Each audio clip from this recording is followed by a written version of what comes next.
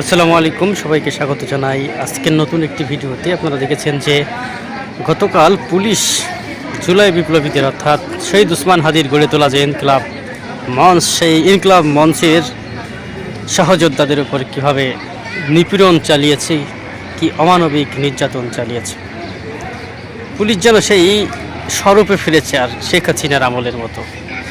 মানুষের মধ্যে যে একটা ভীতির পরিবেশ ছিল বিগত 17টি বছরে, সেই অবস্থা যেন ফিরে এসেছে আবার নতুন করে। এমন অবস্থায় মানুষ কি করবে? আবারও কি আর একটি জুলাই বিপ্লব হবে, নাকি এভাবেই আবারও পরাধীনতার শিকলে বন্দী হয়ে যাবে সাধারণ মানুষেরা? কি বলছেন রাজনৈতিক বিশ্লেষকরা? গতকালের পুলিশের মারমুখী আচরণের পরেই আবারও সোচ্চার হয়েছে সাধারণ শিক্ষার্থীরা। তারা রাতের মধ্যেই শাহবাগ অবরোধ করে।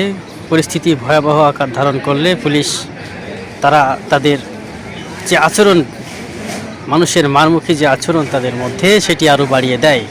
ফলশ্রুতিতে আমরা দেখতে পাচ্ছি যে সাম্প্রতিক সময়ে পুলিশের এই নির্মম অত্যাচারের ফলে অনেকেই আহত হয়েছেন, ঢাকা মেডিকেলে ভর্তি হয়েছেন এবং বেশ কয়েকটি আন্দোলন, শিক্ষকদের পে স্কেল, শহীদ শরীফ ওসমান হাদির বিচারের দাবিতে আন্দোলন, নির্বাচনের আর মাত্র 4 দিন বাকি, ঠিক এই মুহূর্তে এই সকল আন্দোলনগুলো অন্তর্বর্তীকালীন সরকারকে দুশ্চিন্তায় ফেলেছে।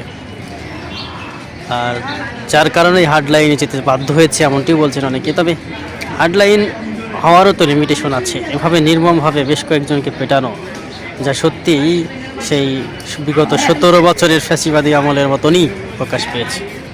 ন্যায় ও ইনসাফের রাজনীতির চর্চা যখন শুরু হয়েছে, ঠিক সেই সময় পুলিশের এমন মারমুখী আচরণ, আবার বাহিনী শুধু পোশাক পরিবর্তন নয়, এই পুরো বাহিনীকে বা ছাঁটাই করে নতুনদেরকে নিয়োগ দিলে ঘটনার পরিবর্তন হবে কিনা, এমনটি অনেকে মনে করছেন। যে এই পুলিশ বাহিনীর যে নাম, যেভাবে তারা দায়িত্ব পালন করে, সাধারণ জনতার অনেকটা অত্যাচারেই তারা আজকের এই অবস্থানে এসেছে অনেকে বলছেন।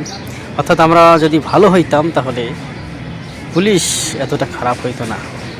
আমাদেরকে আরও ভালো হতে হবে, সহনশীল হতে হবে, ধৈর্যশীল হতে হবে। তাহলেই পুলিশও তাদের আচরণে নমনীয় হবে, কোমল হবে আর কি।